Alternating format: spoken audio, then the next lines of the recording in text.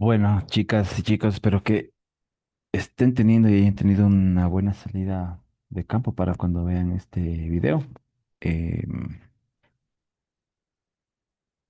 que con esta clase vamos a alcanzar a- a recuperar esas horas perdidas. Al final no hemos estado tan atrasados como yo creía. Quedan las 2 semanas para ver metapoblaciones y con eso estamos al día. Y entonces vamos a comenzar con esta clase sobre ecología, esta clase de ecología de poblaciones sobre la dinámica poblacional en el contexto del análisis de viabilidad de poblaciones. Normalmente en clases les daría algunas pequeñas preguntas sobre qué entienden por viabilidad, pero bueno, en todo caso, entender que existen algunos factores que incrementan el riesgo de extinción de poblaciones pequeñas. Pueden quedarse aquí un ratito, poner pausa un ratito en esta parte del video y pensar ustedes mismos qué factores pueden incrementar el riesgo de extinción, especialmente en poblaciones pequeñas. Como las poblaciones son grandes, pues vamos a ver que estas tienen más dificultad para extinguirse, lo cual tiene sentido fácilmente, pero pues, nos manejamos con datos básicamente, obviamente. Em, entonces, bueno, ¿qué factores están detrás del riesgo de extinción de poblaciones? Pues básicamente bióticas, abióticas, biogeográficas, históricas, etcétera. Vamos a ver algunas de estas. Eh, este, este, mm, este gráfico debe leerse que justamente habla de los factores, debe leerse desde el tema de la variación ambiental y los eventos catastróficos que pueden ocurrir en un ecosistema. Por lo tanto, hablamos de cuestiones abióticas. Y acá tenemos otro input, llamémoslo así, de otros factores como la destrucción del hábitat, la degradación ambiental, la fragmentación del hábitat, la cacería, efectos tóxicos, efectos, perdón, de especies exóticas que muchas veces vienen con tóxicos dentro de sí. Por ejemplo, este famoso arbolito, no sé si han escuchado, creo que le llaman la llama del bosque, algo así, es un árbol africano que lo han sembrado en Guayabamba, está en Ibarra, lo he visto en varias localidades de entre Quito e Ibarra. Y cuando lo sembraron dije, qué chévere, han traído un árbol. Me imaginé yo que era de las partes bajas de aquí de Ecuador y que pegó bien en las zonas calientes. No me imaginé que se trataba de una especie de afuera, que ha sido africana y que además su néctar resulta tóxico para los bichos que se van a alimentar ahí y por ende polinizadores. El problema este es antiguo en Centroamérica. En, en Costa Rica, por ejemplo, hice una rápida vuelta por internet para ver qué pasaba con esta cosa y me acuerdo de un artículo que hablaba en Costa Rica y era hace algunos años, ya unos 10 años tal vez, en donde hablaban de esta planta que había sido introducida y que estaba causando problemas. Encontraban en los momentos de floración del árbol, encontraban bichos muertos abajo, inclusive aves, por los tóxicos del néctar de esta planta, que para los bichos africanos probablemente no es un néctar tóxico, y estarán hechos para poder cubrirse de la toxicidad de esto. Porque una planta va a botar algo tóxico, no es que el néctar va a ser tóxico de por sí, sino que simplemente es el néctar. Y resulta que a los bichos nuestros de acá del neotrópico les resulta tóxico. Entonces es un problema grande. em, que pueden tener algunas especies exóticas, en fin. Entonces, estos dos inputs hace que haya un tamaño de población efectivo que comience a disminuir, lo que crea una variación dentro de la demografía de las poblaciones, lo que hace que estas poblaciones se empiecen a dividir. El rato que hay problemas demográficos, las poblaciones se dividen desde el punto de vista de la fragmentación interna de la población. Es decir, el cómo es la dinámica poblacional ya no es la natural, digamos, no es la misma, se comienza a romper. Empieza a haber más endogamia, por ejemplo, el rato que las poblaciones, las dinámicas poblacionales ya no son las mismas, comienzan a haber efectos de mayor endogamia. Y al haber mayor endogamia, ustedes entienden que pues hay una deriva génica negativa más bien, con dificultades para, para poder estar preparadas, listas para cualquier cambio que pueda ocurrir. Sabemos que la diversidad genética es la que está detrás de la adaptabilidad de las especies, de los organismos frente a cambios repentinos que puedan haber eh, en el planeta. El planeta siempre está cambiando. Nosotros hemos cambiado por la forma en la que vivimos de unas maneras particulares, acelerado también, se podría llamar así, pero basta recordar las cinco extinciones, muchas, dos de ellas creo, por erupciones volcánicas súper fuertes que casi terminan con la vida completa, ¿ya? Una de esas épocas de erupciones volcánicas extremas eh, fue más fuerte que el efecto del meteorito, que es el más conocido. Estas erupciones volcánicas hicieron que la Tierra se caliente un montón. Todas estas especies que habían vivido estos momentos de hiperoxia, es decir, de un aumento de la población, de los tamaños de los organismos que estaban tenían un crecimiento súper grande, entonces teníamos escorpiones de 1 metro, milpies de 2 metros, creo, o de metro y medio al menos, libélulas igual gigantes de 40 50 centímetros. No se diga que a nivel terrestre, pues, toda esta etapa de grandes reptiles también. Am, todo ese momento se conoció como un momento de hiperoxia, es decir, de mucho, de mucha, de mucho oxígeno que permitía tener mayor energía y permitía pues el crecimiento de organismos a gran escala.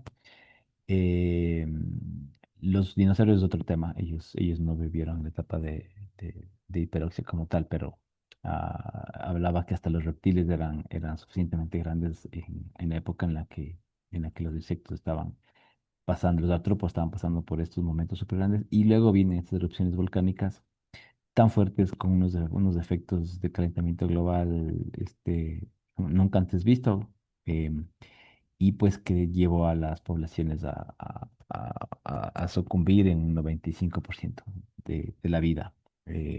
Y esta volvió a resurgir.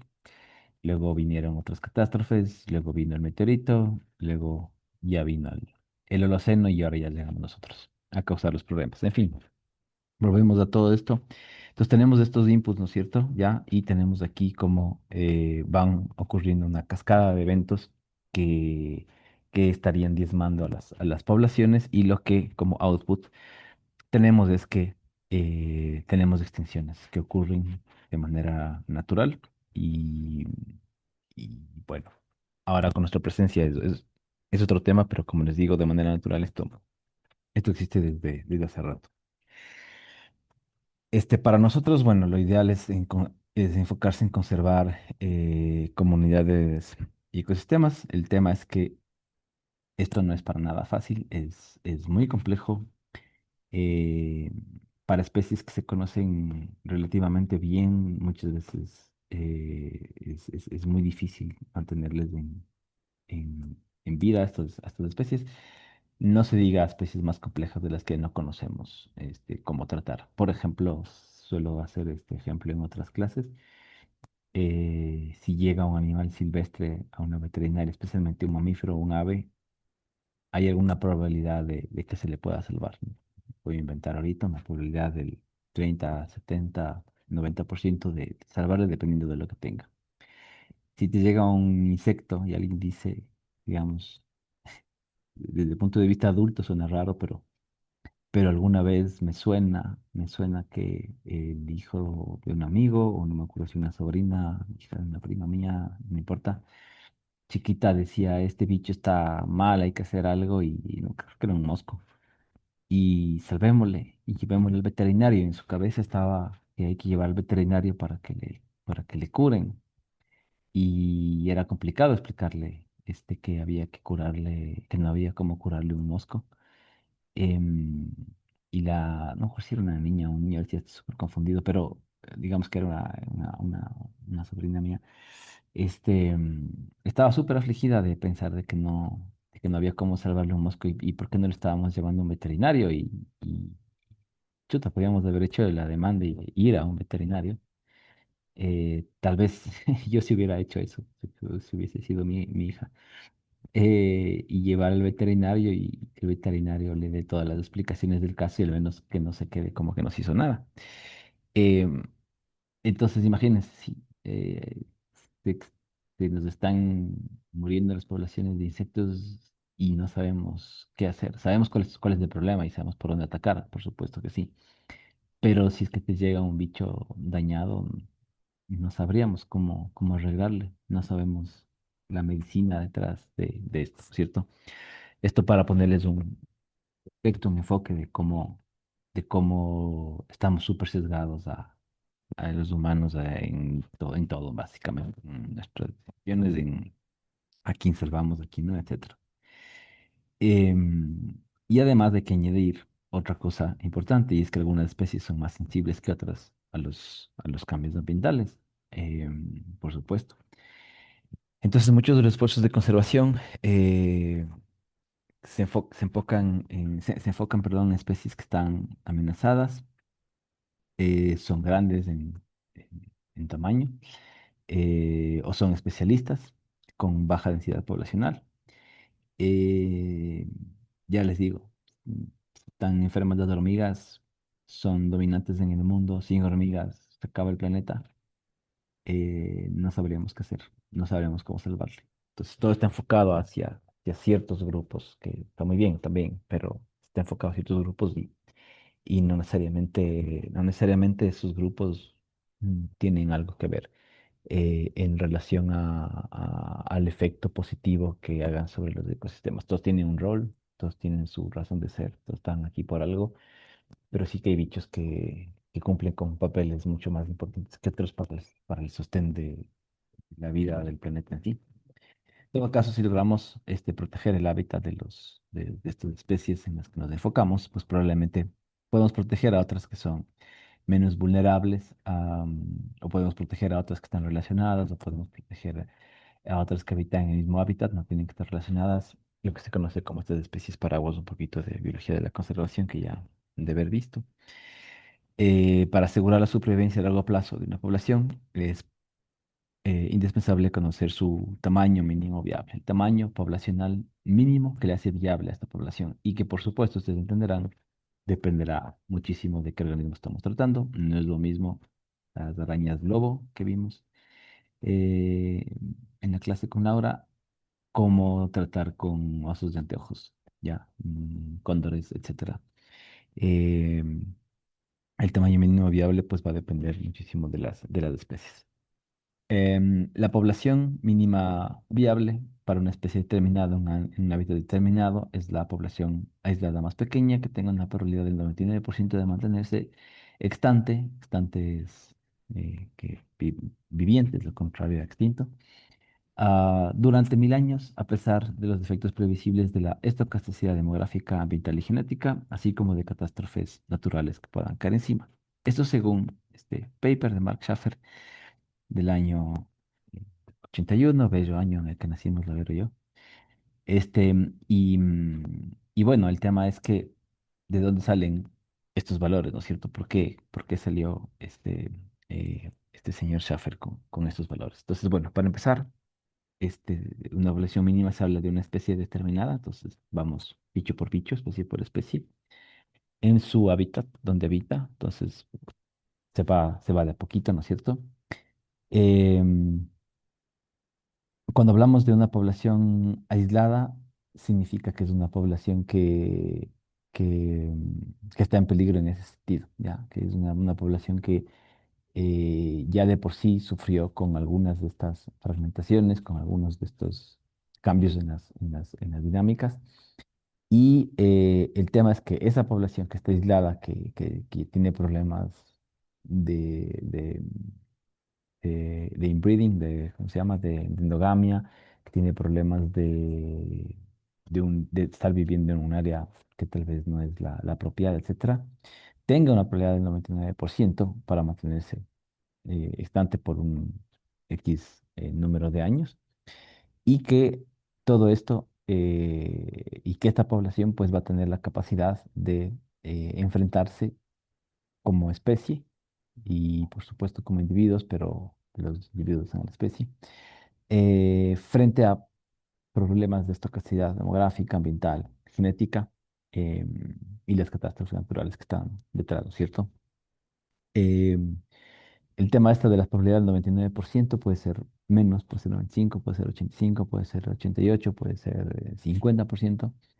Normalmente 50% está muy bajo, pero son valores normalmente altos y que van a depender de algunos factores que ya vamos a ver y que se mantengan durante 1000 años. Pueden ser 5000, pueden ser 10.000, pueden ser 100.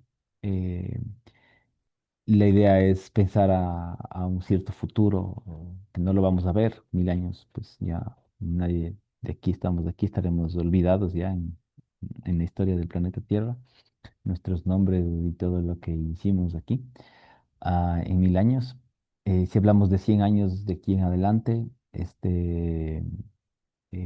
tampoco estamos vivos, pero al menos si es que se hizo un buen trabajo, pues eh, conservación estará ahí presente todavía, esperando que, que las circunstancias se den para que este trabajo que se hizo se mantenga ahí. La idea es que eh, como seres humanos tenemos esta necesidad de querer arreglar lo que hemos tal vez provocado.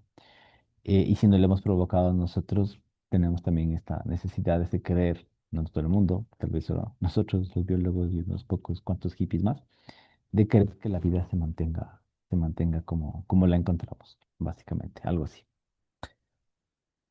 Entonces, la población mínima viable es del tamaño de población mínimo necesario para asegurar la sobrevivencia de la población con una probabilidad P, aquí, la P de aquí, para un periodo de tiempo T, ¿no es cierto? Es una probabilidad de tanto por ciento en un tiempo T de años que viene.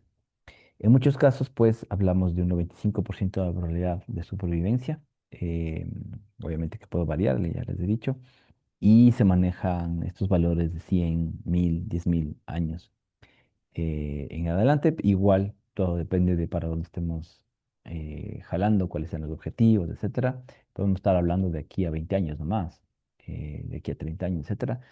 Entonces, eh, no son valores fijos para nada. Para nada. En biología muy pocas cosas son fijas como tal. Entonces, eh, ahora un valor ustedes se han tomado estadística, un valor estadístico del 95% es un valor fiable en el cual podemos confiar y que si es que falla, pues ok, tenemos un 95% de probabilidad de que algo suceda. Si es que falla la cosa, va a caer del 95 para abajo. No es que empezamos de 50 y se nos cae a un 30%, por ejemplo, de probabilidad de tener éxito en la misión de conservación. Un 30% ya es un valor súper bajo de que una población pueda mantenerse. Aquí normalmente estaríamos hablando perdón, si estuviéramos en clase, pues yo les daría una pregunta de qué, qué vemos en este gráfico de diferente, en dónde está la diferencia, qué es lo que hace que esta probabilidad de extinción de estas especies de tres colores, celeste, azul y verde, varía, ¿no es cierto? Y básicamente lo que hace variar es el tamaño poblacional.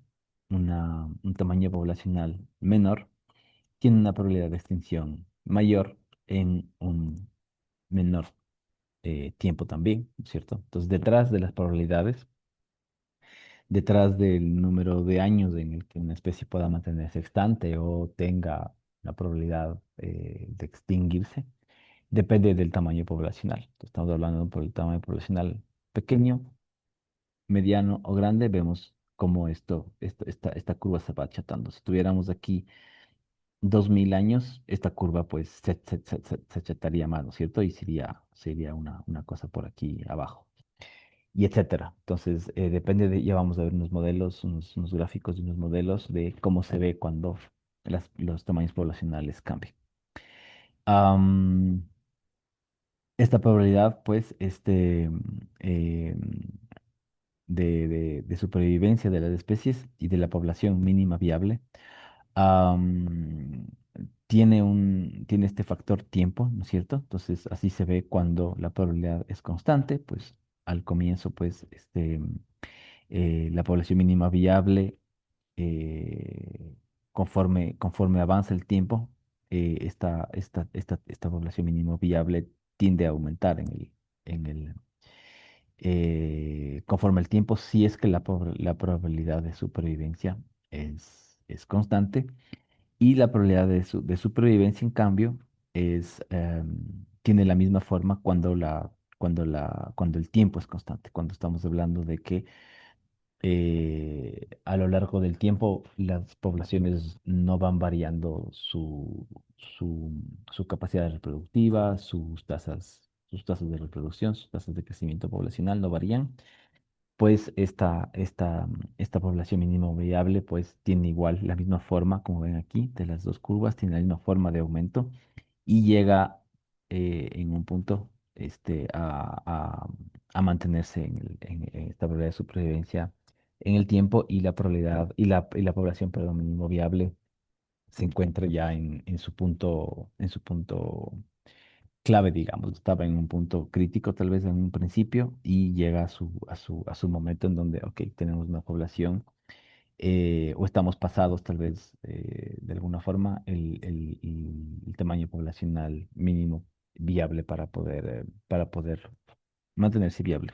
Es un poco eh, redundante, pero es así como sucede. Y esto obviamente siempre en el contexto de que estamos hablando de que todo empieza por un tamaño poblacional. Entonces aquí tenemos, por ejemplo, el tiempo de extinción en años, cómo se calculan para los libros rojos del OICN, por ejemplo, y ponemos así como los espacios en donde una especie podría estar em, con una probabilidad crítica de extinción, o estar con una probabilidad de extinción alta, ser solo vulnerable, o tener un bajo riesgo de extinción. Entonces, esta probabilidad de extinción, dependiendo de la especie, de cómo se encuentre, en el corto plazo, pues normalmente, si es que es una población cuya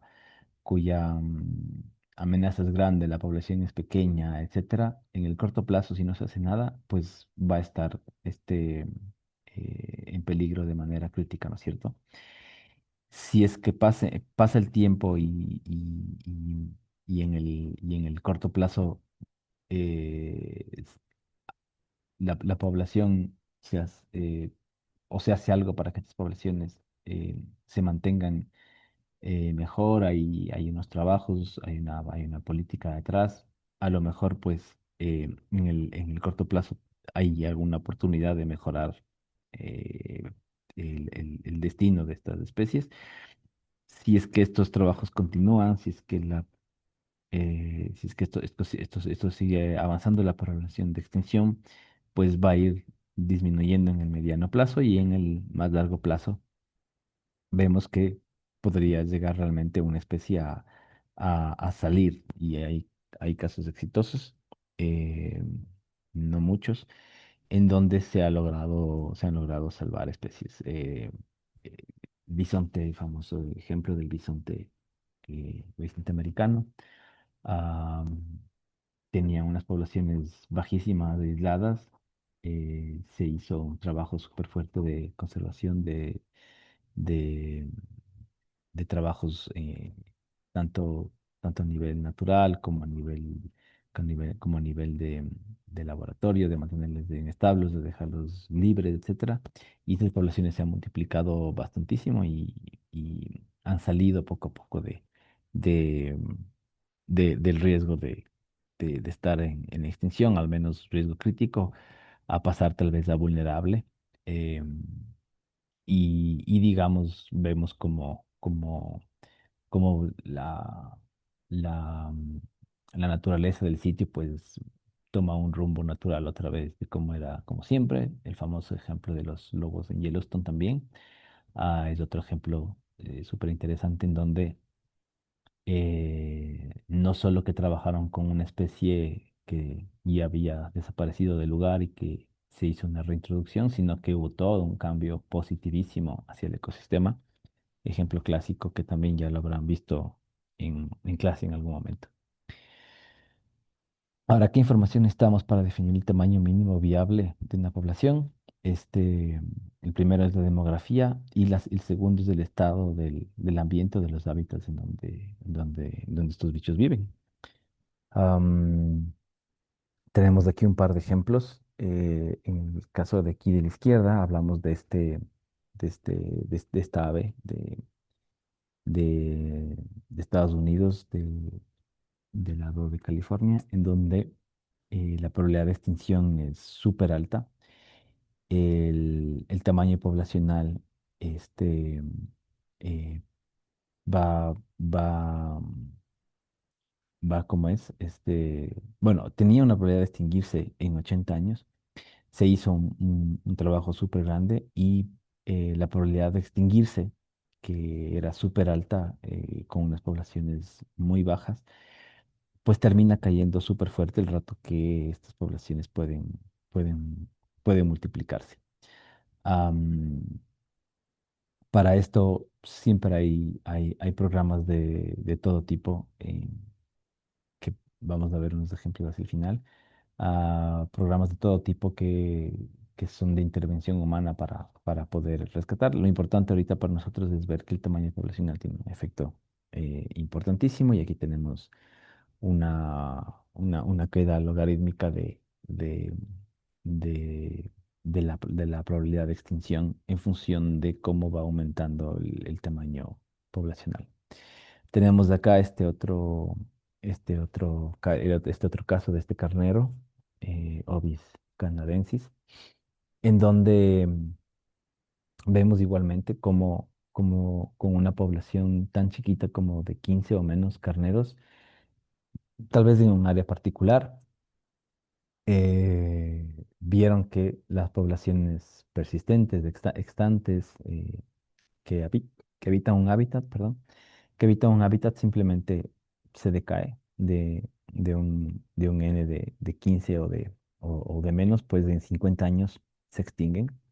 Si es que la población va de 16 a 30, es decir, si se ha doblado la población de 15 a 30, ah, en 50 años el destino de esta especie es la misma. Acuérdense que hay varios tipos de extinciones: extinción local, extinción regional y extinción total, completa. En estado silvestre, pueden ser que existan algunos en cautiverio todavía vivos, pero ya una especie que ha perdido que se ha extinto a nivel silvestre, está ya bastante condenada a no volver atrás. Pero bueno, eh, han habido algunos casos. No sé si los pandas llegaron a ese punto, pero sí que se han hecho unos trabajos enormes a nivel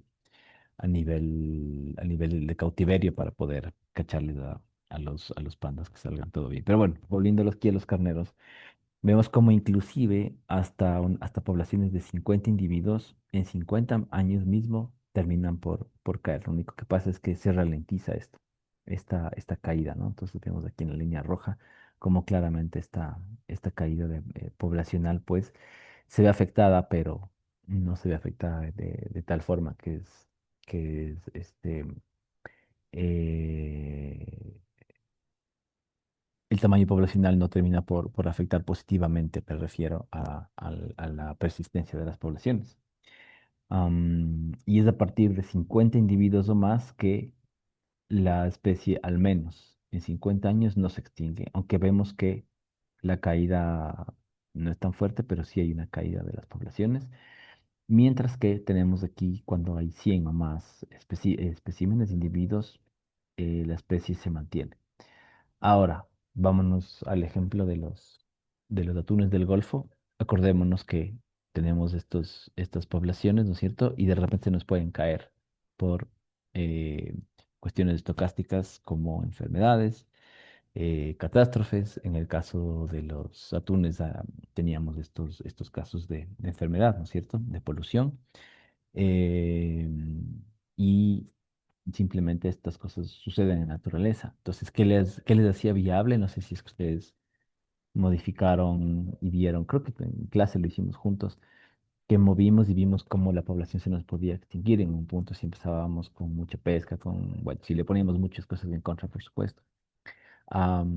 Acá es igual, digamos, acá tenemos una población que podemos estar en 100, que en 50 años, si es que hay estabilidad ambiental, si es que no hay enfermedades, si es que lo que sea, la población se podría mantener. Ahora, imagínense que estamos aquí en 100 de población y vienen eventos de enfermedad, catástrofes de algún tipo.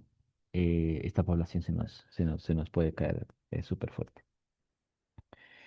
Em, entonces, bueno, en análisis de más de 200 especies con datos adecuados, es decir, con datos bien tomados de la naturaleza, con biólogos trabajando en su trabajo, haciendo su trabajo, principalmente en vertebrados, lo que se ha visto es que la probabilidad mínima viable para periodos largos de tiempo eh, eh, es de entre 3.000 y 5.000 individuos. Perdón, la población mínima viable, eso está mal, tengo que cambiar esto de aquí.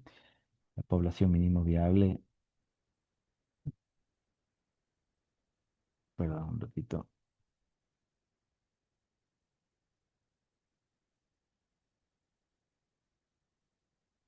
que la población mínima viable, ¿cierto? Para periodo largo de tiempo es de entre 3.000 y 5.000 individuos, con una mediana de 4.000 individuos. En general, poblaciones más grandes tienen mayor probabilidad para persistir. Este, pero obviamente la mitad de las 23 poblaciones de África Occidental, por ejemplo, tienen menos de 200 individuos. Eh, en los años 80, desde los años 80, perdón, alrededor de 20 individuos de estos lobos de esta isla Royal, eh, por ahí por Michigan, am, y que no han logrado mejorar sus poblaciones, ¿no es cierto?, desde mucho tiempo. Y tenemos el caso del cóndor, que el último censo en Ecuador del 2018 se contabilizaron 150 cóndores. Aunque no lo crean, desde el 2018 no han habido nuevos censos nacionales del cóndor. Yo pensaba que íbamos a tener datos nuevos. Volví a buscar la información y el último censo sigue siendo el de 2018 con esta contabilidad. El rango de cóndores, ustedes saben que se mueven mucho los cóndores, inclusive entre países, especialmente el nuestro, lo deben de pasar más fácil, es un país más pequeño.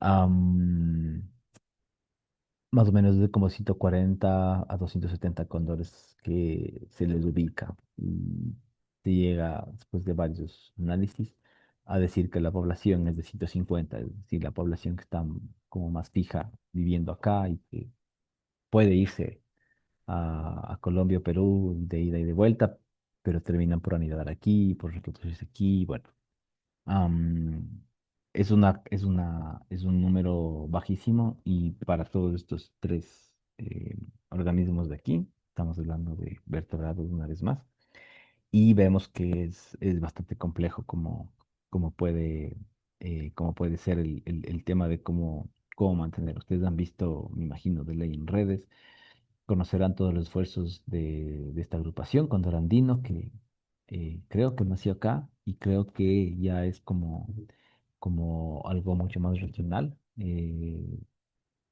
al menos desde Venezuela hasta Argentina, creo que. Creo que hay un único programa de tratar de manejarnos con el tema de la conservación del cóndor. Nuestro país, por ser más pequeño y el más densamente poblado, creo que es el que tiene más problemas para mantenerle al bicho aquí. No me acuerdo quién contaba recién en alguna charla que se habían traído unos cóndores, me parece que, no me acuerdo de alguno de los dos países vecinos, Colombia y Perú, y se hace el lanzamiento del cóndor, se le libera aquí en Ecuador y esperando que se quede aquí, se va con su radio y termina en Argentina, el cóndor. Entonces, y se quedó allá, básicamente. Entonces, eso es el tema de la viabilidad del hábitat también, que es súper importante. Am, Aquí tenemos una, un gráfico, una figura en donde vemos la persistencia de una especie, de las especies, eh, como dato mezclado, como dato general. Am, y cómo tenemos estos objetivos, digamos, ¿no? Entonces aquí en las líneas rojas tenemos el objetivo, era que el 50% de posibilidades de chances de que la población sobreviva en los 10 primeros años, y para eso se requerían de 100 individuos. Y vemos cómo eh, tuvo su efecto, ¿no es cierto?, positivo, y vemos cómo supuestamente en 100 años pasamos de 100 individuos a, bueno, esto está en logaritmo, pero si es que esto es 100.000, pues justamente la mitad debe ser 500. Entonces en 100 años estamos alrededor de 500, y para los 1.000 años más o menos debemos estar en 1.000 individuos. Ahora, ¿qué pasa si es que el, en una primera instancia el objetivo era de tener un 90% de chances de que la población sobreviva por 100 años? Y para tener un 90, solo para pasar de 50 a 90% de chance, tenemos que multiplicar por 30 el número de individuos. Pasar de 100 individuos a comenzar bueno, a comenzar por alrededor de 1.000, pero en los 100 años tienen que estar, al menos tenemos que tener ya 3.000 individuos para poder decir que de aquí a los siguientes 900 años, pues vamos a tener unas poblaciones que puedan sobrevivir bien. Ahora, para llegar a este valor, pues necesitamos un requerimiento de 100.000 individuos para que haya un 90% de chances para que las poblaciones puedan sobrevivir 1.000 años.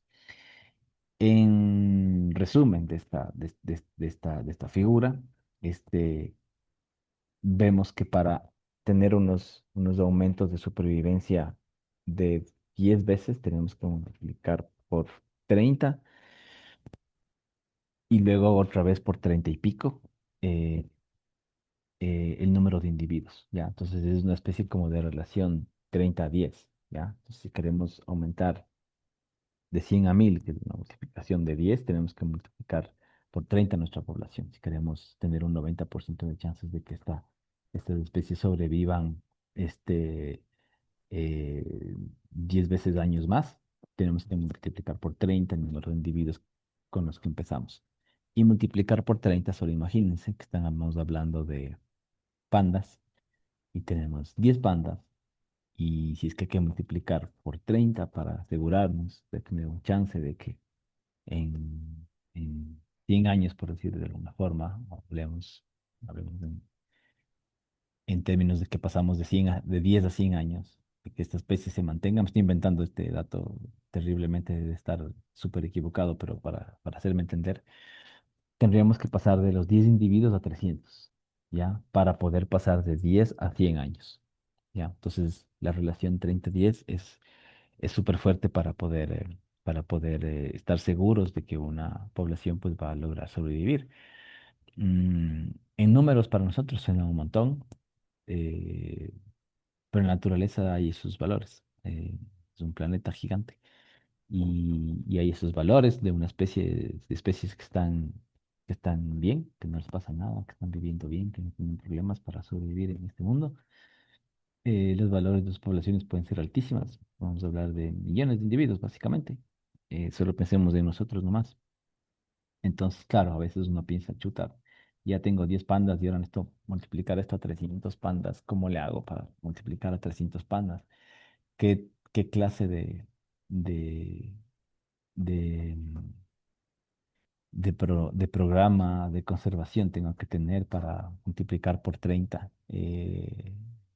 la población de lo que ahorita tengo? Programas larguísimos, carísimos y donde tiene que haber un fuerte apoyo del Estado. Lo que pasa en China, básicamente. Dijeron un día, panda es nuestro animal, como para nosotros el cóndor, a la cárcel y o pena de muerte al que le haga daño a un panda y vamos a invertir unos milloncitos de yuanes para salvar a la especie total. Este, los biólogos siempre se las arreglan y unos milloncitos sí podemos dar, sí podemos tener. Y es nuestro símbolo y etcétera, etcétera. Entonces, bueno, ahí va la cosa.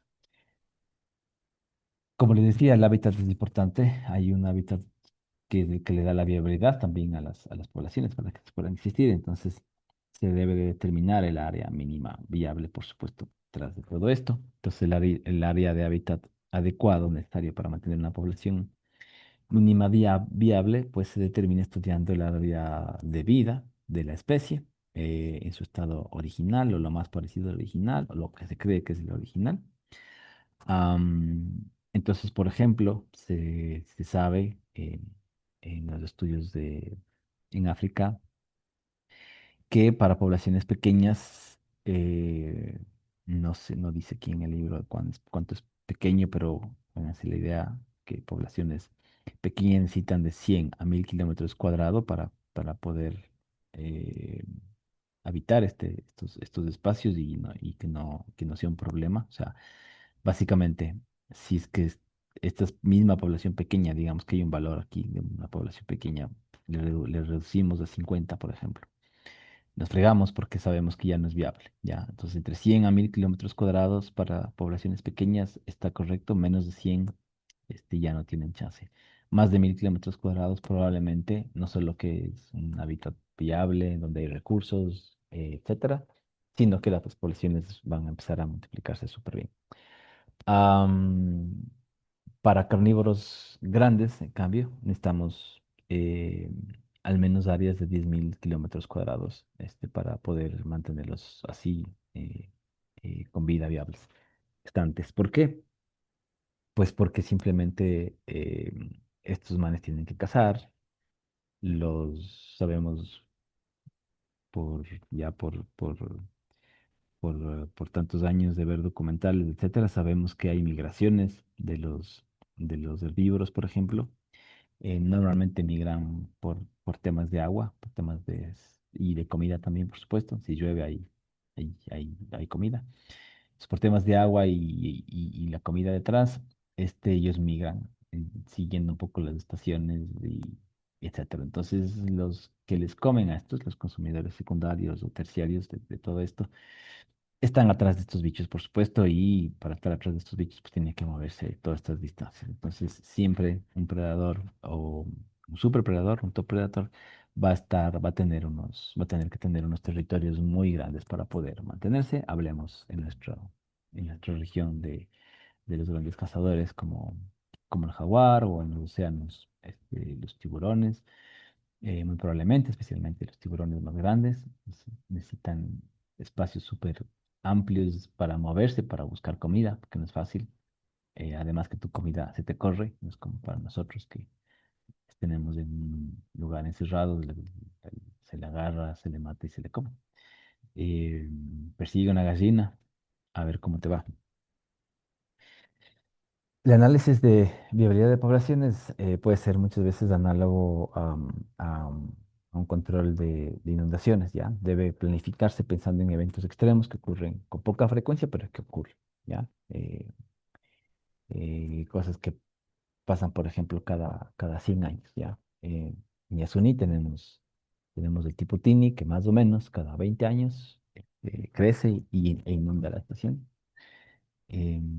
Los que trabajamos ahí lo hemos visto eh, yo por 2 veces, la una súper fuerte, casi estaba en el postdoctorado y casi nos evacúan porque, bueno, hay unos límites en donde el agua si se pasa de ese límite nos evacúan a todos ya por seguridad y porque ya no es viable, para usar las mismas palabras de la clase, poder estar ahí, ¿ya? Que es básicamente cuando el agua llega al límite de meterse al primer piso del área del comedor, que es donde habitan los trabajadores del staff, donde duermen.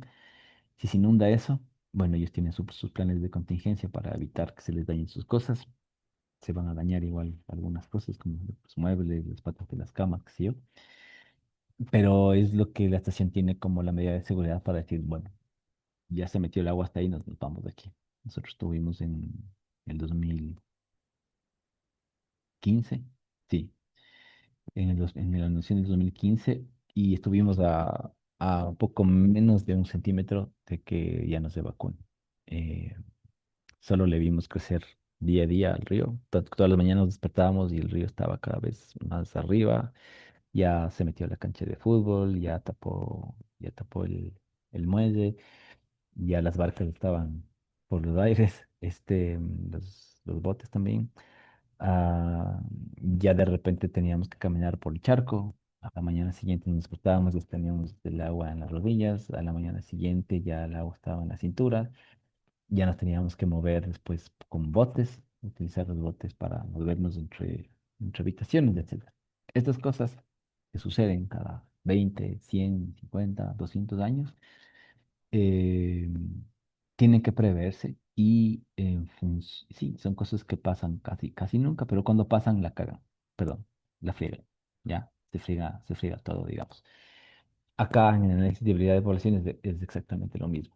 Hay cosas que puede que no pasen 100 años y tenemos unas poblaciones que están todo bien, pero si pasan, lo que hablábamos hace un rato con respecto a los carneros, se nos puede caer la población completamente, ¿ya? Entonces tenemos que tener una, una forma de, de lograr que estas poblaciones estén por encima de una catástrofe, cosa que si es que existe la catástrofe, estas poblaciones se mantengan ahí todavía en bien. Entonces, si hablamos de especies raras, si hablamos de lugares aislados, si hablamos de bichos muy especializados, tienden a ser especies que son vulnerables de la extinción de manera natural, ya fuera de todo lo que podamos ser los humanos, y estas extinciones han ocurrido siempre, siguen ocurriendo, ya hay una tasa de 10 a 100 extinciones por cada millón de años, creo que es lo natural. Entonces, bueno, como fuentes de estocasticidad, tenemos la demografía mismo de las especies, el tema ambiental y el tema genético. Sobre la demografía, pues hay variaciones al azar en las tasas de natalidad y mortalidad de los individuos. Eso ya sabemos y puede ocurrir por varias razones. Estrés de todo tipo, algún problema genético detrás que, que, que está teniendo un efecto sobre la demografía. Ah, Falta de inmigración por alguna razón. Que no permite que haya una mejor dinámica reproductiva y por lo tanto la demografía eh, puede caerse, ¿no es cierto? Y estas variaciones del azar ya hemos visto un poco en las clases. Estas variaciones ocurren, bueno, al azar también por causas, ¿no? No es solo al azar, porque si fuera solo al azar, no podrían, no causarían daño, sino que hay una causa siempre detrás. Y hemos visto que esta cuestión azarosa hace que las poblaciones puedan estar en un vaivén, ¿no es cierto?, en el tiempo, lo que llamábamos, ¿se acuerdan?, los periodos y la amplitud, ¿ya? Y si es que esta amplitud es muy grande, pues a veces se puede cruzar el umbral de viabilidad, de extinción, lo que hablábamos en esas clases cuando hablábamos de esos temas, se puede cruzar este umbral y a veces si cruzas ese umbral ya no regresas, ya la población ya no regresa. Si es que las variaciones no son tan fuertes, no son tan amplias, eh, las poblaciones normalmente se recuperan y se mantienen, y así ha sido toda la vida antes de que existamos nosotros como especie. El tema es que eh, estos cambios azarosos pues son más vulnerables y que existen algunos problemas que pueden estar detrás. Entonces aquí, por ejemplo, tenemos unos gráficos donde el tamaño de este círculo eh, celeste o turquesa, lo que sea este color, eh, tiene un riesgo de extinción, ¿cierto? Este es el tamaño, a mayor tamaño, mayor riesgo de extinción, a menor tamaño, menor tamaño de extinción. Entonces, esta es una versión parecida a la que vimos de la, de la variabilidad de las poblaciones en el tiempo, que pueden ser eh, bastante quietas, digamos. Otras en donde hay una variación leve, tenemos una amplitud pequeña en los periodos de tiempo, y las otras, ¿no? Que pueden tener unas variaciones súper grandes. Entonces vámonos con el primer gráfico de aquí. Entonces tenemos aquí el tiempo y el tamaño poblacional. Este es un gráfico eh, de, de, de poblaciones con alta tasa reproductiva, pero alta variación de esta tasa reproductiva al mismo tiempo, ¿ya? Entonces, cuando tiene alta tasa reproductiva, lo bueno es que se están reproduciendo bastante, lo que pasa es que varía, ¿ya? Entonces, un año es muchísimo, un siguiente año es menos, y ahí viene una caída, pero para el siguiente año, pues, vuelven a reproducirse un montón y luego viene una caída. La cosa es que esta variabilidad hace que las caídas sean fuertes. El tema es que si es que hay alta tasa de crecimiento poblacional, alta tasa reproductivas a la final, lo que pasa es que la variación es alta, pero la tendencia es a seguir aumentando el tamaño poblacional. Vámonos al siguiente gráfico acá a la derecha, al siguiente panel, tenemos el tamaño poblacional y el tiempo, en donde en cambio tenemos un alto crecimiento poblacional, una alta tasa reproductiva versus una baja variación de esta tasa reproductiva. Simplemente vemos que la cuestión va más tranquila, es una curva mucho más estable, digamos, en cuanto al crecimiento. eh, Termina con un mismo valor, pero no hay tanta variabilidad a nivel de la población. Tenemos, obviamente, es que tenemos dos variables, tenemos cuatro escenarios. Entonces, el otro escenario, acá, lo que vendría a ser el panel C, tenemos una población con baja tasa reproductiva, pero alta variabilidad de esta tasa reproductiva. Entonces, cuando hablamos de una alta variabilidad, quiere decir que hay momentos de que a pesar de ser baja la tasa reproductiva, hay unos momentos donde sí es alta, y esos son sus picos que vemos aquí. Pero como ven, a diferencia del panel A aquí arriba, no tiende a crecer esta población. Más bien es una población que se mantiene y se parece un poco al gráfico que vimos con los periodos, ¿ya? Y las amplitudes, ¿no? Que pueden variar, y este es un típico caso de amplitudes grandes. Si es que en este caso de aquí, por ejemplo, creo que puedo utilizar esta cosa para anotar. ¿Será que anota? Está el cero. Si es que tenemos de aquí, por ejemplo, esto, que se cae demasiado, ¿ya? Y tenemos... tengo mal pulso para esta cosa, pero si tenemos aquí, por ejemplo, que este es el umbral, ¿ya? Voy a poner una U de umbral. Si es que este es el umbral de extinción, si es que esto llegase a pasar de aquí, esta población no se vuelve a recuperar. Pasó el umbral de reproducción, la especie no es viable. Como ven ustedes, el riesgo de extinción es súper alto porque puede pasar algo así. Digamos que aquí en este panel C no ha habido ningún evento abiótico o biótico que le dañe las dos poblaciones como tal, sino que simplemente es una población que tiene estos parámetros de aquí como tal. ¿Qué pasa con estas poblaciones? Simplemente que el rato que llegase a pasar algo, bueno, de manera natural podría pasar que lleguen a caerse así de feo, pero lo que también podría estar pasando es que haya algún evento catastrófico justo en un momento dado, y las poblaciones se caigan, se pasen del umbral de mínimo y ya no hay vuelta atrás, ¿no es cierto? Entonces, se quedaría esto aquí abajo, se iría cayendo hasta simplemente llegar a la extinción. Ok, y finalmente nos vamos al, al panel D, en donde tenemos baja tasa reproductiva, baja variabilidad y vemos que la población básicamente se mantiene casi igual, no, no cambia, pues aunque la tasa reproductiva es corta, su realidad también es corta, entonces se va manteniendo en el tiempo, ya, de manera, no crece para nada. Aquí no nos dan valores, pero si es que esta tiene una baja tasa reproductiva y baja variabilidad, aquí podríamos estar con un valor, no sé, me voy a inventar, 10, no, 100 ya, digamos que 100.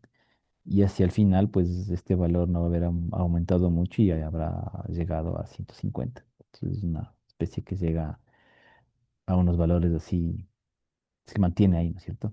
Y si es que esta en cambio empieza aquí en 100, digamos que aquí empieza el valor 100, este sería un caso particular en donde pues, a lo mejor llegamos a 1500, por ejemplo.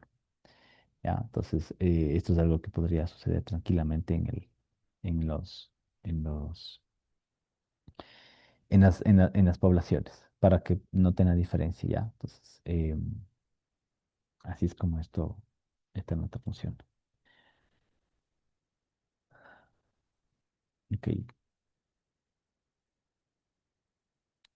listo. Cuando hablamos de fuentes de estocasticidad, perdón, ambiental, entonces ahí pues, son variaciones al azar en las condiciones ambientales. Una vez más, la palabra azar, poner un poco entre comillas, especialmente si es que es antropogénico, porque es que ya es antropogénico, pues no es al azar, simplemente nosotros causamos la situación y punto. Tenemos el caso de estos caballos nativos del área de Mongolia, famosos por, por sus guerreros mongoles también, que los cabalgan hasta ahora. Em, y tenemos aquí, pues, el caso de los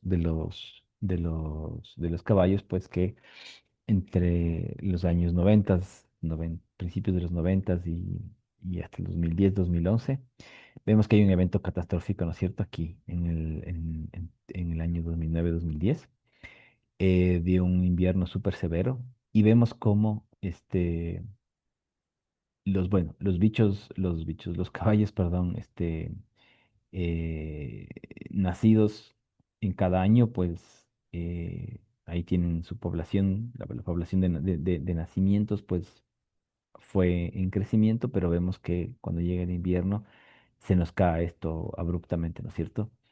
Y, eh, y tenemos pues los que están vivos, entre jóvenes y adultos mezclados ahí.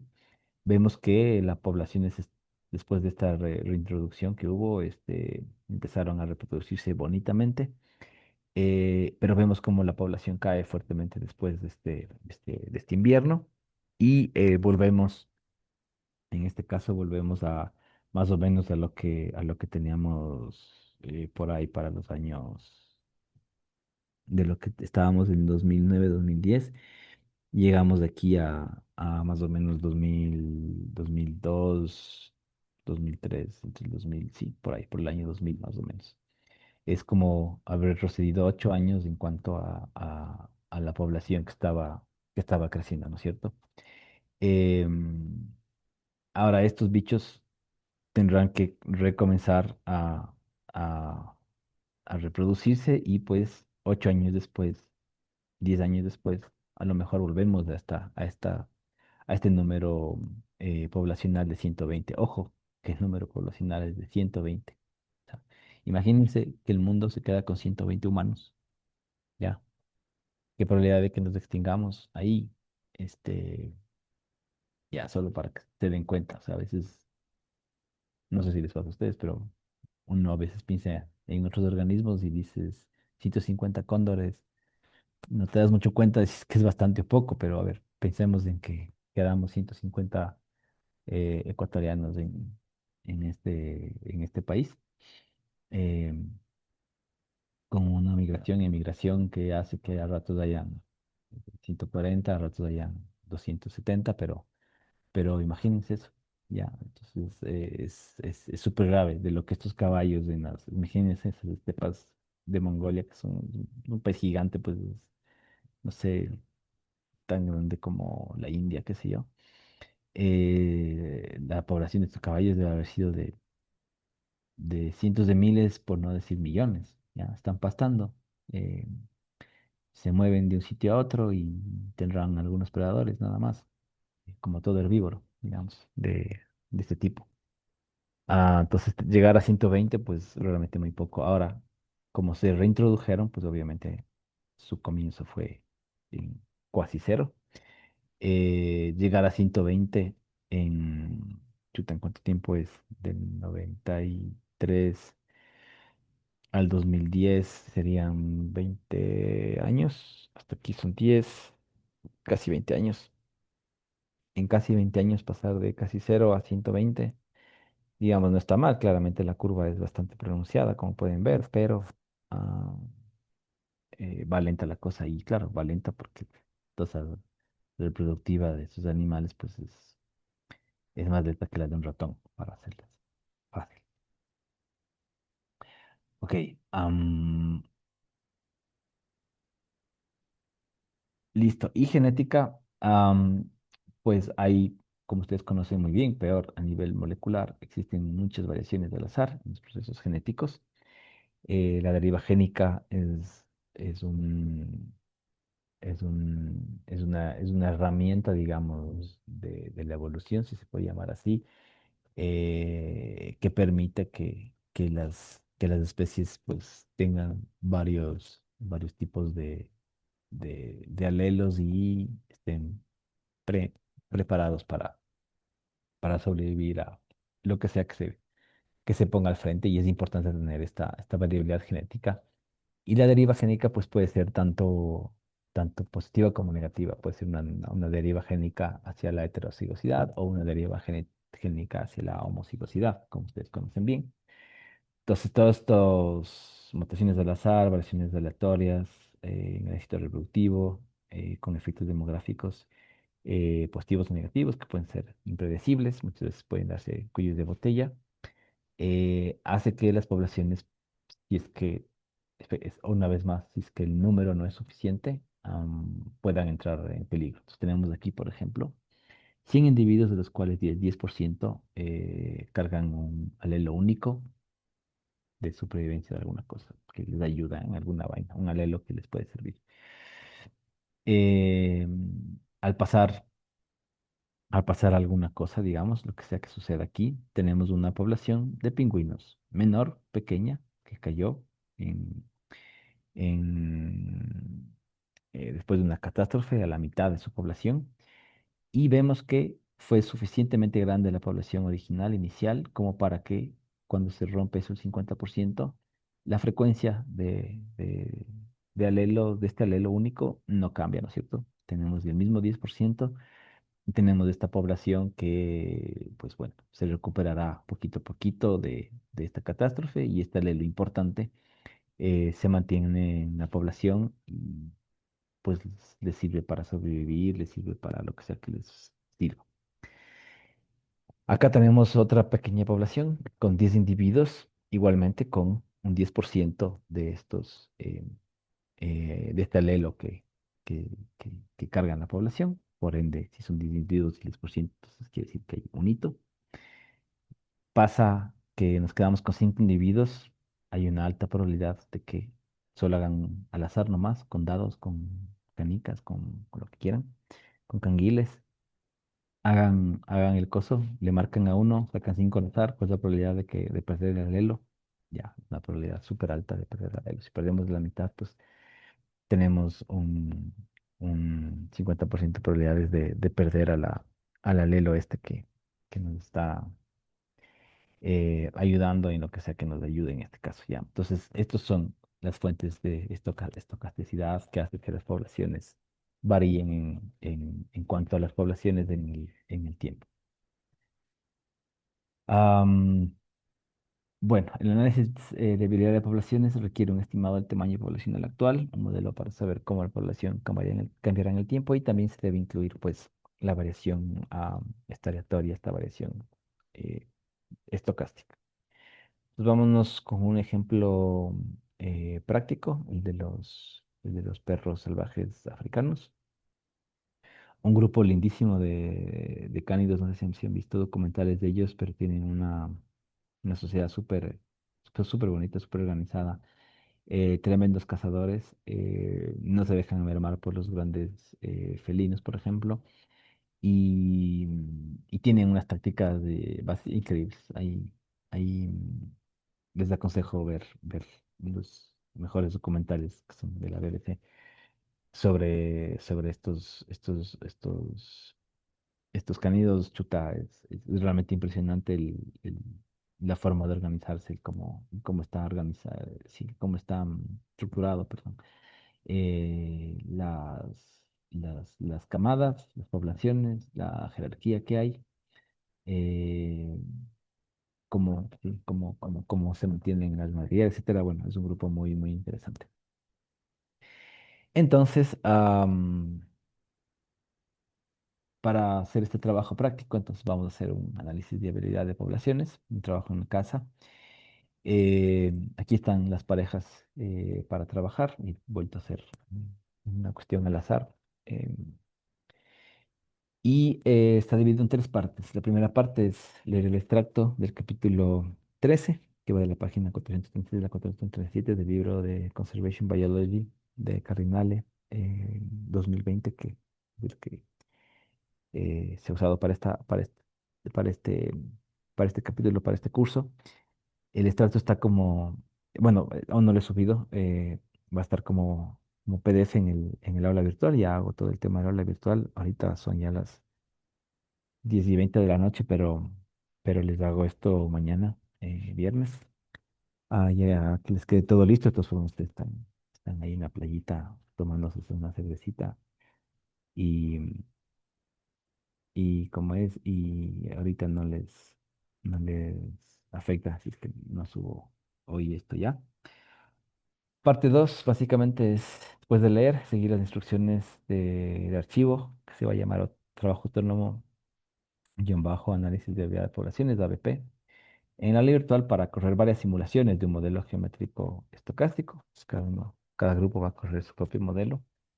En la parte 3 van a responder en sus propias palabras, con una buena redacción, gramática, ortografía, las preguntas de reflexión incluidas al final del documento.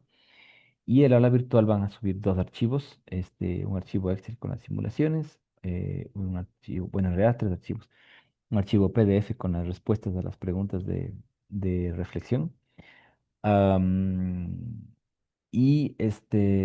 todo esto hasta el jueves 18 de junio, 15 horas. Entonces, bueno, es de aquí a una semana para ustedes que creo que regresan, creo que me dijeron que volvían el sábado o el domingo. Bueno, tienen unos buenos días para hacer esto y exponer en PowerPoint frente a la clase en no más de 4 minutos por pareja sus propios resultados y conclusiones. Este PowerPoint también quiero que me suban, entonces. eh, Vamos a poner aquí subir los archivos. No le pongamos ambos, solo pongamos archivos. Ah, ya PowerPoint también subido. Bien, subir al aula virtual. Ya, dejémoslo así.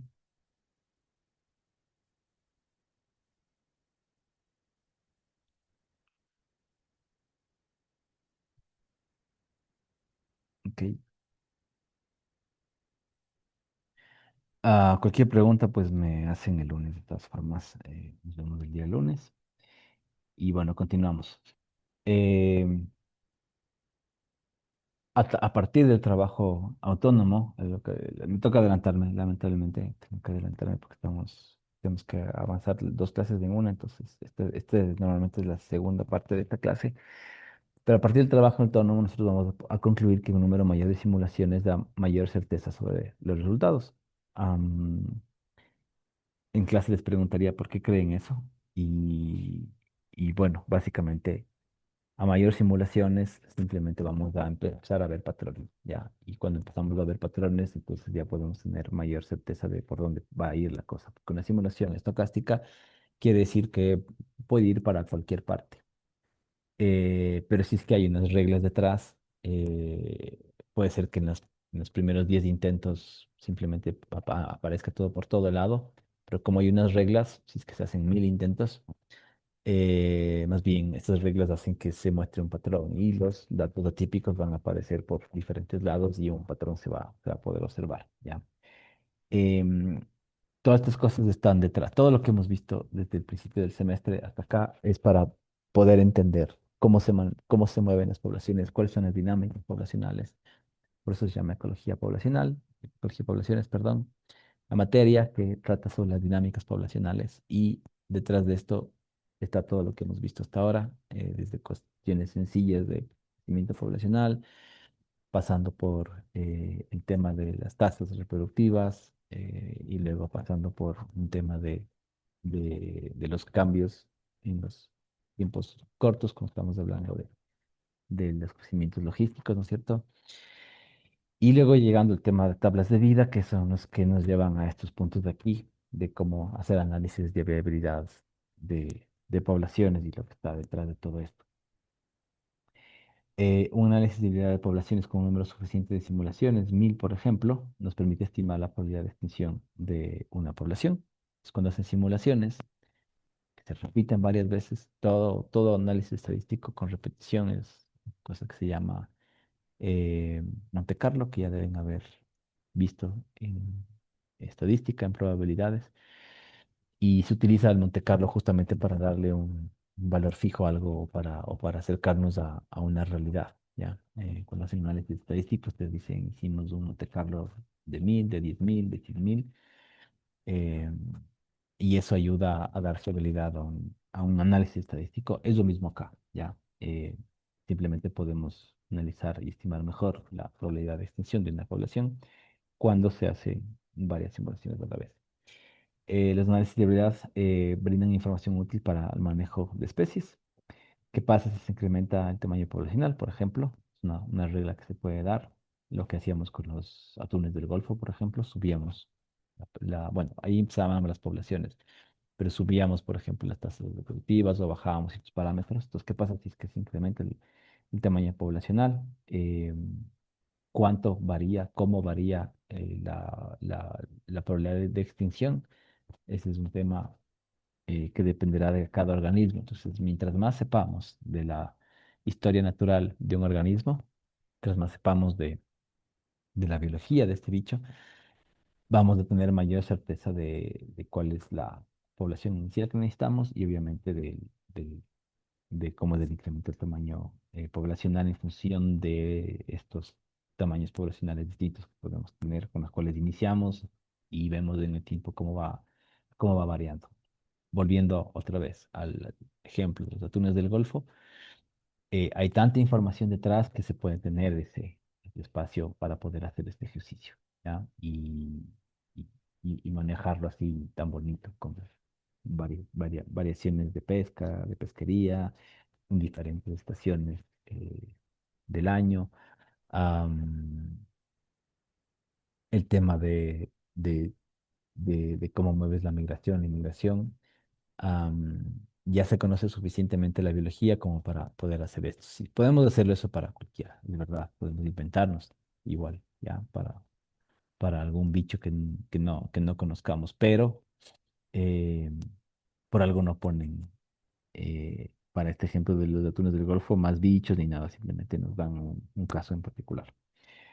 Am, la información también nos puede ayudar a responder una buena información, cuáles pueden ser los efectos de cambios periódicos en el ambiente, en caso de que sean periódicos, como cada 20 años de inundación en Suní, cada 100 años tormenta súper fuerte. Ahorita se nos viene un fenómeno del niño súper fuerte, eso es una cuestión periódica, cada año sucede, pero no cada año sucede como aparentemente eh, las, las los datos climatológicos nos están diciendo que va a venir este año otra vez, como creo que es la última tan fuerte fue en el 87 me parece. Yo tenía 6 años, no me acuerdo mucho.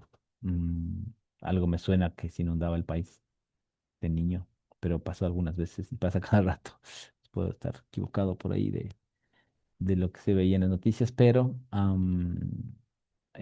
una vez, una vez cada cierto tiempo este fenómeno del niño ocurre. Entonces, cuando son temporales, cuando son periódicos y o son frecuentes, pues podemos saber qué pasa. ¿Qué tal que es frecuente? Cada 2 años hay un invierno durísimo en Mongolia, entonces se nos mueren las poblaciones. Cayeron, acuérdense, de 120 a, no me acuerdo cuánto era, a 60 a menos cuánto era. Voy a revisar. Habían caído de 120 a, sí, a 50 más o menos. Entonces cayeron de 120 a 50 y sí, pues, si es que cada 2 años sucede esto, entonces no necesitamos empezar con 20 caballos para ver qué pasa, sino tenemos que meter 400 caballos. Ahorita me hice acuerdo de los famosos hipopótamos en Colombia. eh, Entiendo que eran 6 o 12 y ahora son como 24. Voy a buscar en internet, no me sé los números, pero miren, en un ambiente idóneo, sin nadie que les moleste, en relativo poco tiempo, la población creo que se ha triplicado. Son mamíferos grandes, entonces tienen periodos de gestación grandes, creo que tienen un hipopótamo a la vez, no creo que son como los chanchitos que sacan 8 chanchitos, sacan un hito de uno en uno, entonces no va tan rápido, pero se ha triplicado. O sea, si hacemos la curva de las poblaciones de año a año que deben tener datos quizás, de eso pues hemos de poder ver que el crecimiento es alto y la variabilidad ha de ser poca, ¿ya? Entonces podemos ponerle en uno de esos 4 paneles de variabilidad de la tasa reproductiva y ver cuál sería el caso de esto, ¿no? Que lo más probable es que sea el de crecimiento continuo. Estos análisis pueden ser obviamente más complejos, a todo se le puede complejizar, es ciencia, entonces el hecho en casa se basa en un modelo de crecimiento simple geométrico, que ya lo conocemos bien, visto en crecimiento poblacional discreto, pero pueden muy bien basarse en modelos que son muchísimo más complejos, que también hemos conversado un poco en las clases anteriores. Em,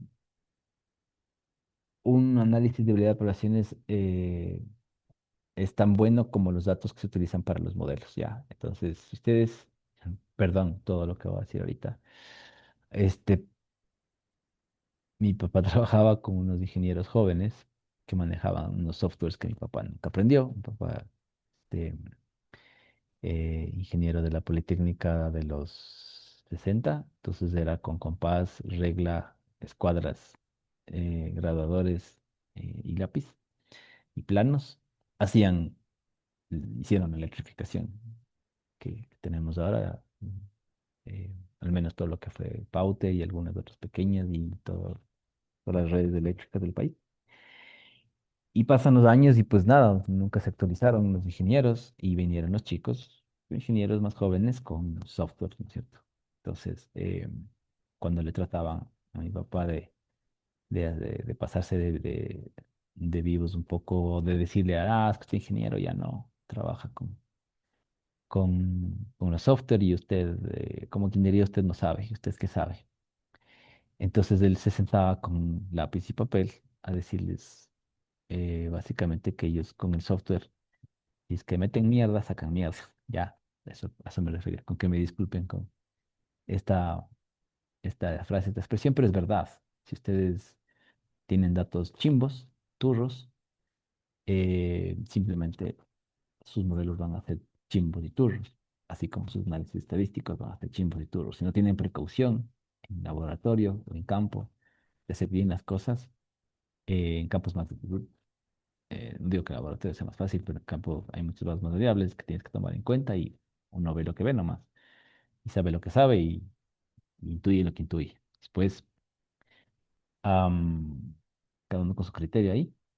Pero si es que encima mm, vas ahí como, ay, tengo que hacer este trabajo y voy a hacer la patada y para irme rápido, vas a sacar datos mal, si es que no te fijas en cosas importantes, a lo mejor te pierdes información importante, etcétera, etcétera.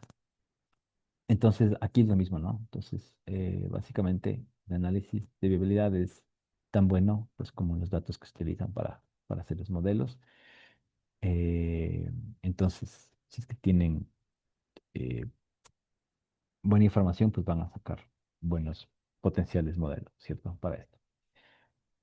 Em, Algo importante que tienen que saber y conocer es que en el análisis este tipo de análisis asume que los datos recolectados en el pasado van a capturar una variabilidad hacia el futuro. Son modelos que están hechos para trabajar en el tiempo, hay unas reglas detrás de todo esto, para trabajar en el tiempo, asumiendo cosas. Entonces, todo dato obtenido en el pasado tiene un efecto en lo que va a pasar en el futuro.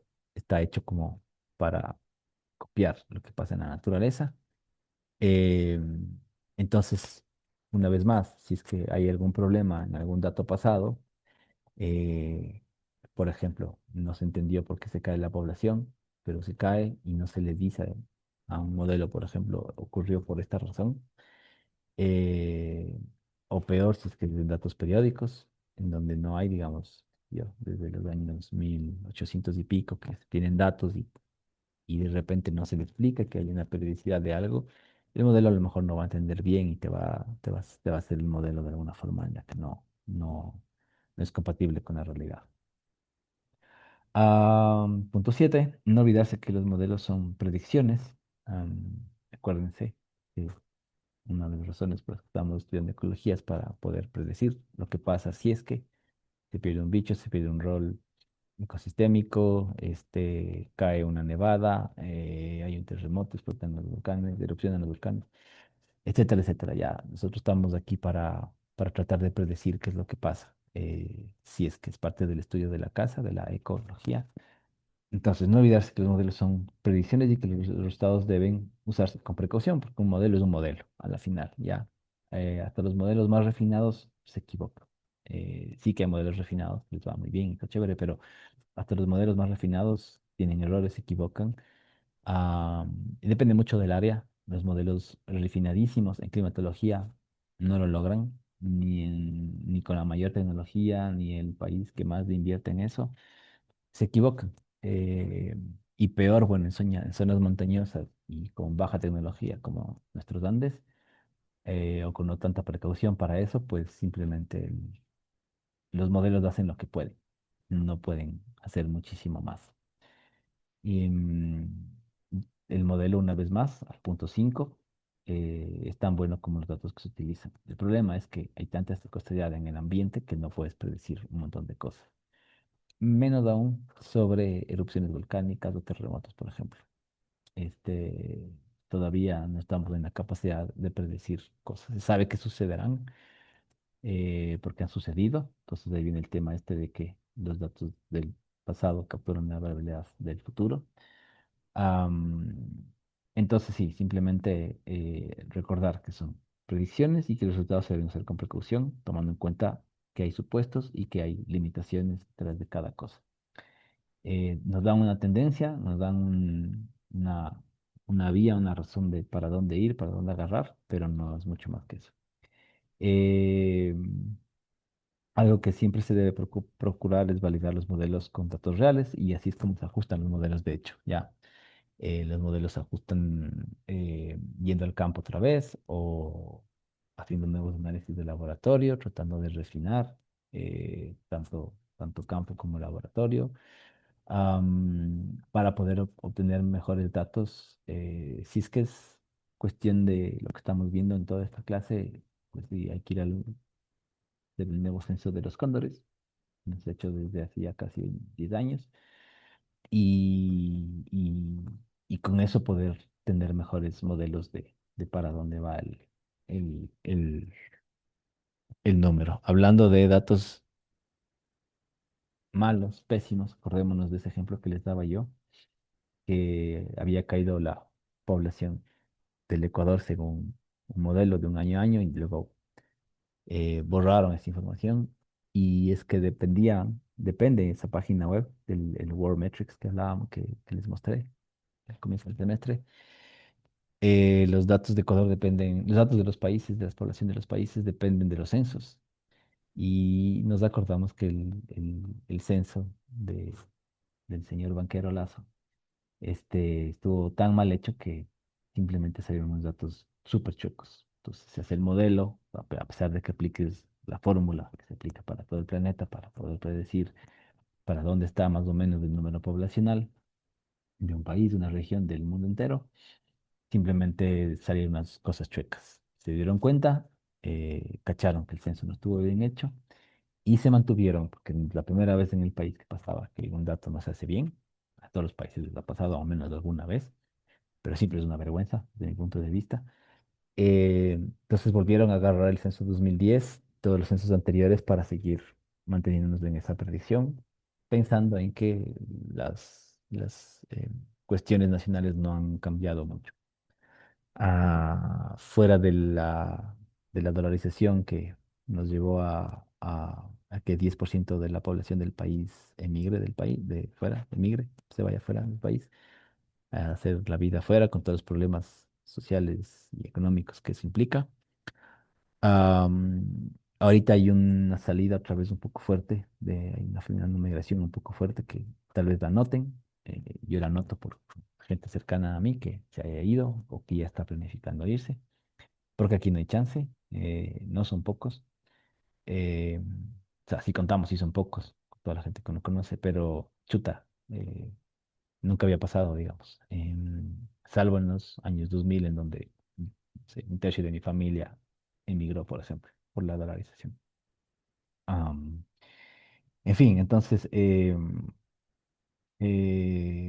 validar los modelos con datos reales significaría volver a hacer el censo nacional bien hecho y ahí sí entra el World Metrics, entra con los modelos que lo hicimos en clase, que ustedes mismos vieron cómo se podía predecir usando las ecuaciones que vimos, y decir, ok, este, la población del Ecuador es de tantos millones. El censo dice una cosa, el modelo ya pasan 2 años y estos censos se hacen cada 10, creo.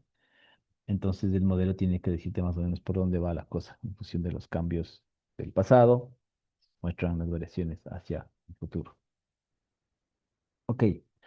Bueno, tenemos este ejemplo, otro ejemplo más, en donde simplemente tenemos el tipo de hábitat, bueno, el tipo, en este caso, el área del hábitat, ¿ya?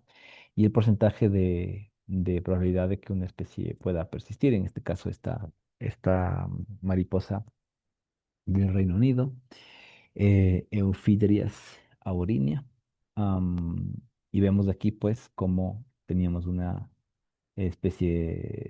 tenemos una especie que que se extingue muy fácilmente en un hábitat pequeño, a pesar de ser una mariposa, a pesar de ser un insecto que uno pensaría que no necesita mucho espacio, pero al menos unas 20 hectáreas sí necesita para poder vivir y unas hectáreas sanas y saludables además. No hemos hablado todavía de la calidad del espacio, pero tiene que haber una calidad de espacio, tiene que haber flores, tiene que haber agua, tiene que haber humedad, tiene que haber temperaturas máximas y mínimas adecuadas para esta especie, ¿no es cierto? Entonces tenemos aquí que en un primer momento, pues estos eh, estos pobres individuos al menos se extinguieron de las áreas en las que estaban, mientras que vemos que si es que se encuentran los puntos verdes, si es que se encuentran en lugares más grandes, pues podemos ver que la probabilidad de la especie para persistir aumenta hasta llegar a un 100%. O sea, cuando pasamos, miren que aquí le ponen claramente un umbral, ¿no es cierto? Y este es un umbral mínimo no mínimo, el ideal para que a partir o sea, a partir de 100 hectáreas sabemos que la probabilidad de supervivencia de esta especie es del 100% y además por 100 años. Una vez más, podrían pasar cositas y estas cositas pueden hacer que esta población que está toda bien, toda feliz, venga alguna cosa que le friegue, está toda bien y se nos caiga feamente, ¿no es cierto? a través de inviernos duros, de enfermedades, la acción humana con nuestros químicos que andamos cargando.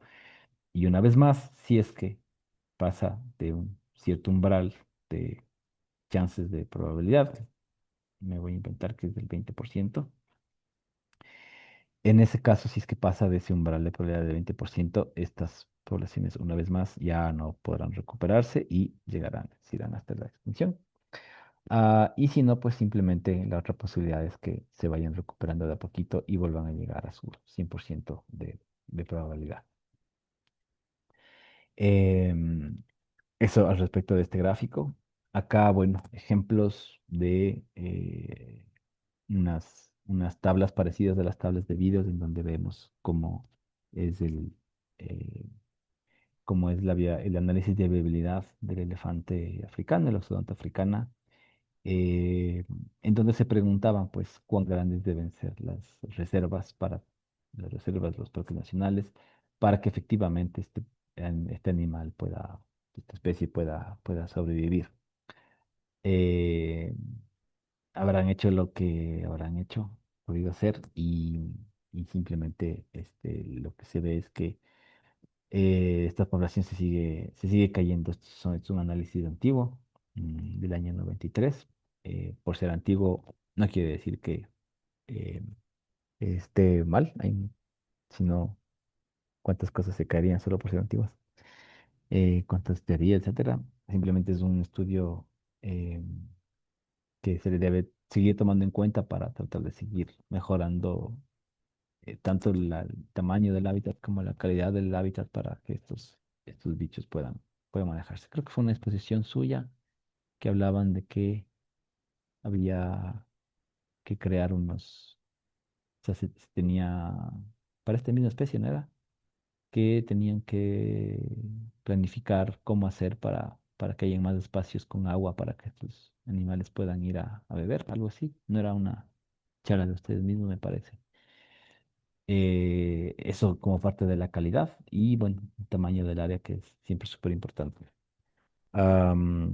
Aquí del mismo paper vemos como la probabilidad de extinción pues es mucho menor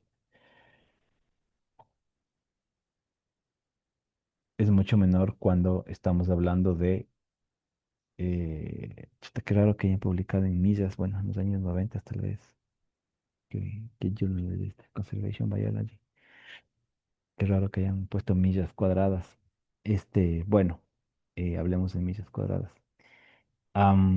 Vemos cómo la probabilidad de extinción, eh, según las poblaciones que tenemos en la actualidad, tienden a aumentar, pero obviamente mucho menor el valor en 1000 años, donde la probabilidad de, de, de extinguirse pues está alrededor de, y es que esto es 100%, esto es 10%, esto es 1%, ya, menos del 1%, ya, este valor de aquí es menos del 1%, digamos, esto es 1%, 1%.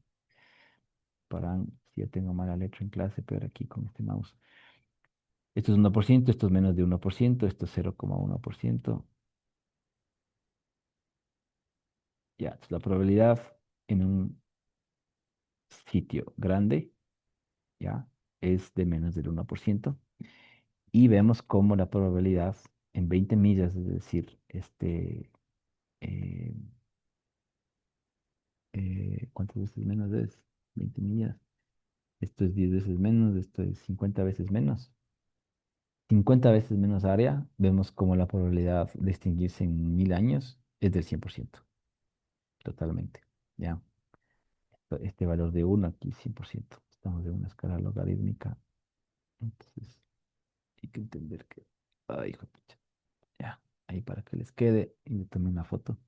Y vemos que esto va escalando de a poquito, ¿no? Esto va escalando de a poquito, vamos viendo cómo vamos yendo para peor conforme va cayéndose el área protegida, digamos. Y ahora, esto del área protegida es un tema, ¿no? Porque si es que hablamos de un área protegida gigante, pero no controlamos a los cazadores furtivos de marfil, estamos en las límites.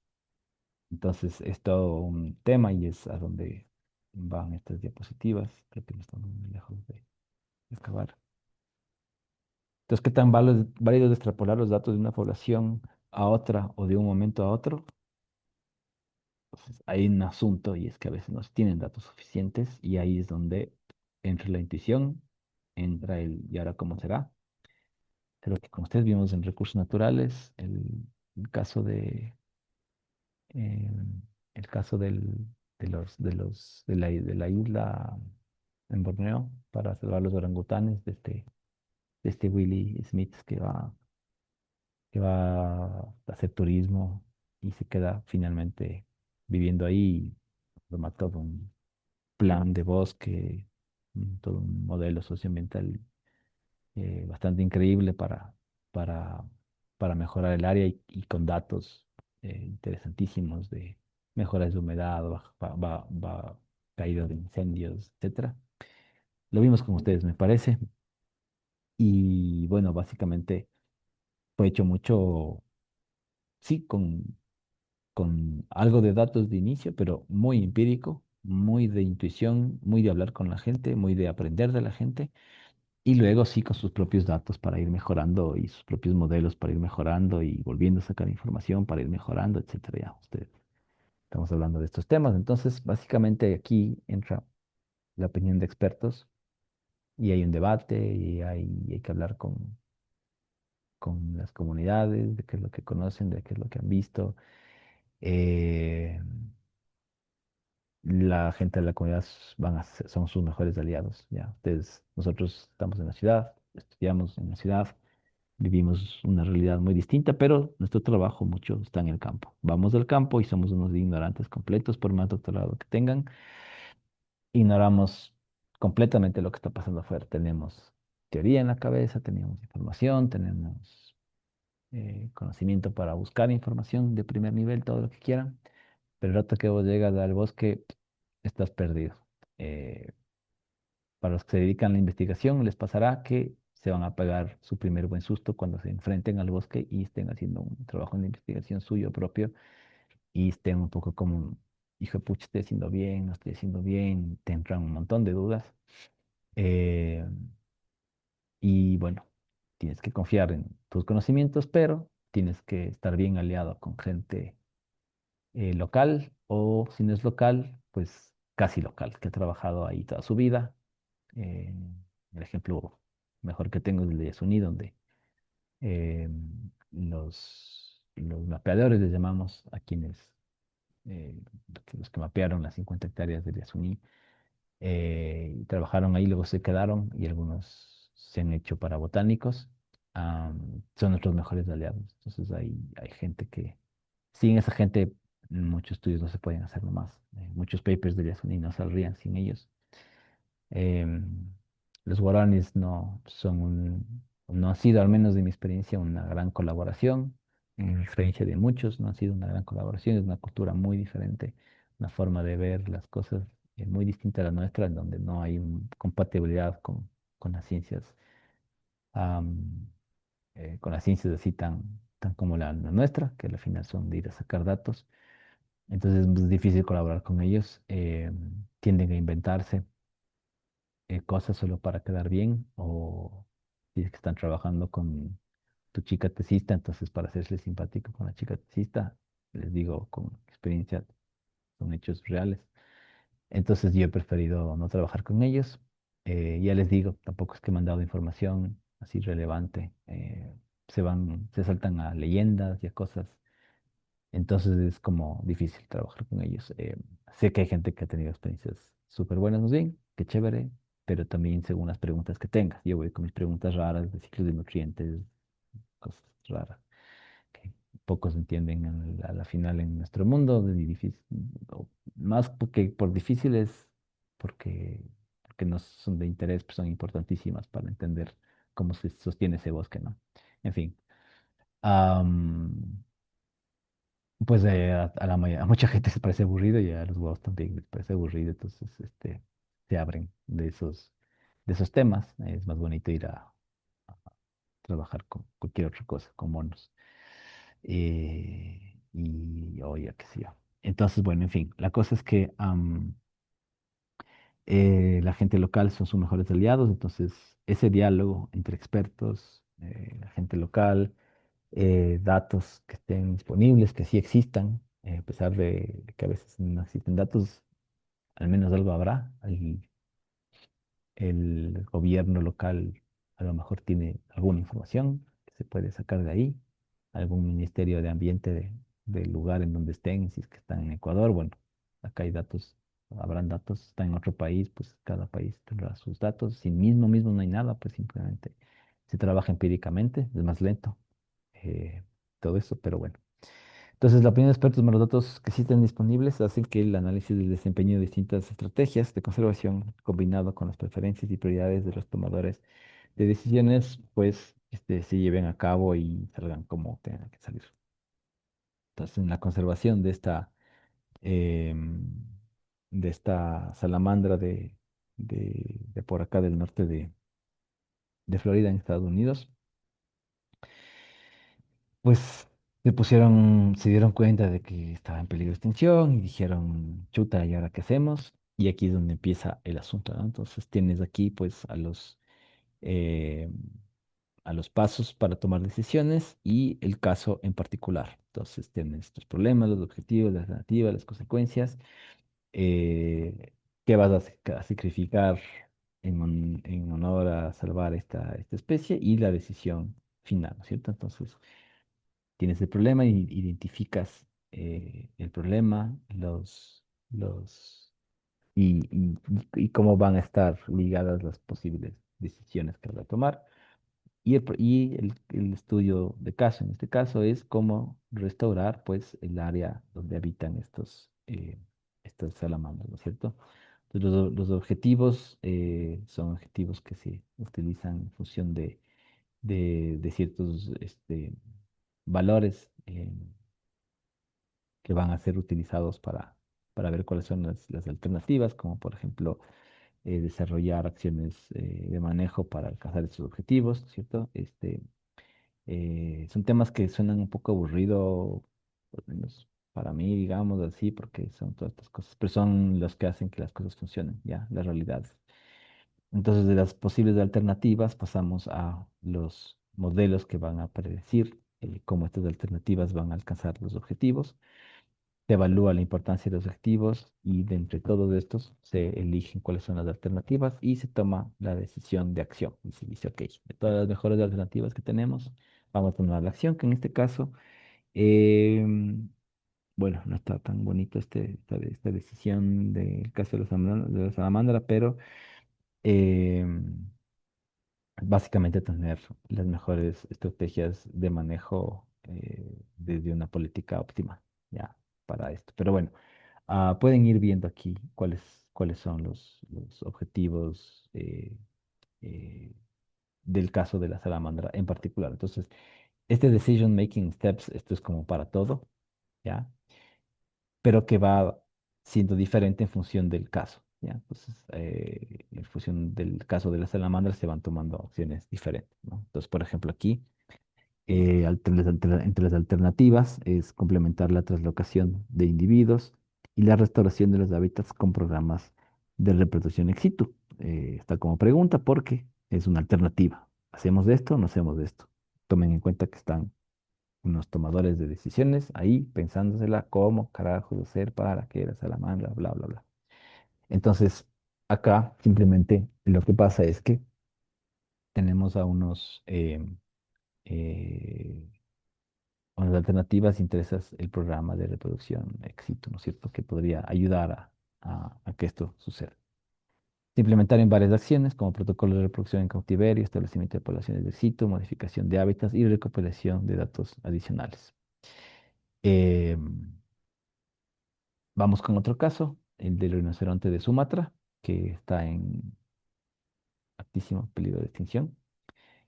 En la historia, entre el 86 y el 94, estaba como especie en peligro de extinción y a partir del 96, pues críticamente en peligro crítico de extinción.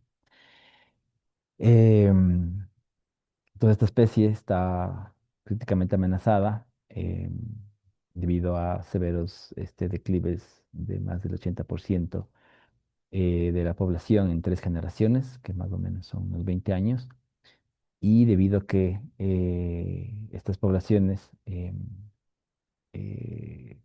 tenían estimado más o menos 250 individuos maduros y que este declive es del 25% dentro de cada generación, y debido a que su población estimada a la final era de menos de 250 individuos, pues no existen subpoblaciones mayores a 50 individuos, y se espera y se experimenta todavía un continuo declive, lo que hace que se le catalogue como una especie eh, en extinción crítica, ¿no es cierto?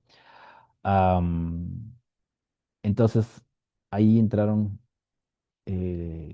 con este tema de qué hacemos, cómo hacemos, qué información tenemos, etcétera. eh, Cuando se preocuparon, las personas preocupadas de esto, entonces se toparon con que su poblaciones pequeñas y aisladas, que es como un poquito, ¿cómo decir? Es como ya tienes poblaciones pequeñas y aisladas, está fregado todo. Va a estar bien difícil de hacer. Muchas veces están aisladas porque alrededor hay puro campo, pura ciudad, pura vaca, puro lo que sea. Y simplemente llegamos a ese punto y se me acaba la batería. Hábitats cada vez más fragmentados, pocas reservas con caza furtiva y 2 individuos en cautiverio. Acá tenían todo un tema, un árbol de decisiones, eventos del azar, y aquí P minúscula en mayúscula significa la probabilidad de extinción en 30 años, y este EPE significa la probabilidad de extinción general para cada una de las decisiones, y entonces probabilidades, ¿no es cierto? Y acá los costos para ver qué hacemos, ¿no? Si es que se hace esto, si es que se hace esto otro. Se me está acabando la batería, así que voy a ir más rápido, ya mismo acabamos. Los costos de cada opción, acá se, se veía que a la final se hizo esto. Entonces se hizo una intervención, se les ocurrió que lo mejor era hacer un trabajo en cautiverio. Resulta que en realidad se gastaron 2,5 millones para poder capturarles a estos eh, rinocerontes, de los cuales 3 murieron durante la captura, 6 murieron después de la captura, van 9. Y de los 21 rinocerontes que quedaron en cautiverio, que sí pudieron estar en cautiverio, ninguno dio, se reprodujo, digamos, no se reprodujeron en cautiverio. Entonces mataron 9 de los poquitos que ya estaban. Así que la población está en decrecimiento. Queda un número de, ¿qué dice aquí? 30 individuos, ¿ya? Y está fregada la cosa para estos pobres bichos. Eh, Bueno, básicamente todavía siguen con estos programas, pero todavía no logran tener nacimientos en cautiverio. Am, y además hay todo un tema de que tienen que trabajar con la cacería furtiva, ¿no es cierto? Para mantener a estos animales en vida. En resumen, el análisis de decisión con opinión experta y árboles de decisión permite actuar cuando no hay tiempo ni datos suficientes. La falta de datos puede llevar a decisiones equivocadas, como el optimismo excesivo sobre la cría en cautiverio de rinocerontes en Sumatra. Esos casos de fallas. Incorporar la incertidumbre y las probabilidades muestra que algunas estrategias son muy sensibles a esa incertidumbre y por ende menos útiles. Aún así, en conservación será inevitable tomar decisiones basadas en un juicio experto más que en datos duros. Esas decisiones estarán acompañadas de errores y pues hacemos básicamente lo que podemos. Con eso terminamos esta clase que ya les voy a subir. Voy a parar esto porque estoy con una batería súper baja, 10% de batería. Ok, entonces queda esto ya actualizado. Nos vemos el día lunes con ustedes. eh, y pues continuamos con metapoblaciones para el día lunes. Y con eso ya estamos del día. Ya me quedo tranquilo porque vi que no estaba tan feo. Me despido, clase larga, pero necesaria. Ya nos vemos, chicas y chicos.